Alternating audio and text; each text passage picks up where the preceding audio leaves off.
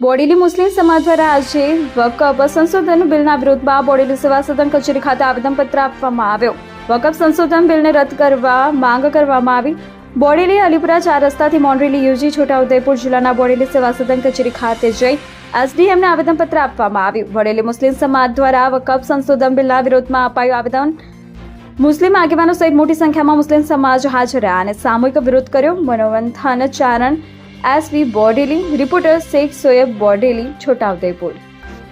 રોજ મુસ્લિમ સમાજ બોડેલી તેમજ આજુબાજુના તમામ ગામોમાંથી એક આવેદનપત્ર પ્રાંત સાહેબની ઓફિસમાં આપવામાં આવ્યું। આ આવેદન વકફ બિલ જે પાસ થયું છે એના વિરોધમાં તેમજ આવનાર સમયમાં યુસીસી કરીને એક બિલ આવી રહ્યું છે। યુસીસી બિલથી અમારા મુસ્લિમ સમાજને સખત વિરોધ છે।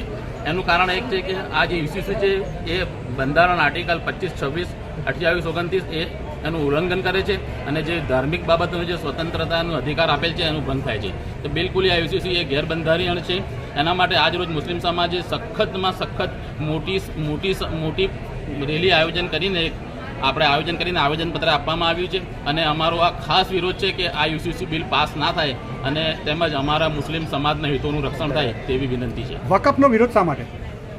વકફની અંદર એવું છે કે વકફ એક એવો શબ્દ છે કે જે મુસ્લિમ સમાજના તરફથી આપવામાં આવેલી લોકો માટેની મિલકતો છે। તો જો મુસ્લિમ સમાજ જ તેનું સંચાલન કરે તો તેમાં બીજા કોઈ સમાજનું જો એ થાય સરકારનું દખલગીરી થાય તો એમાં મુસ્લિમ સમાજને બહુ મોટો લોસ જવાનો એક સંભાવના છે।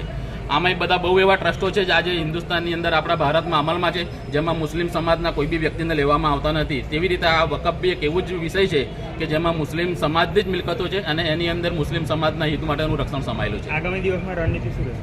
બસ આગામી દિવસોમાં અમારે એક જ રણનીતિ છે કે અમે આવનાર દિવસોની અંદર આ ઉચ્ચ કક્ષાએ આની રજૂઆત કરીશું તેમજ ગાંધી ચિંધ્યા માર્ગે અમે આંદોલન કરીશું। શું નામ? સૈયદ મોહસિન અલી।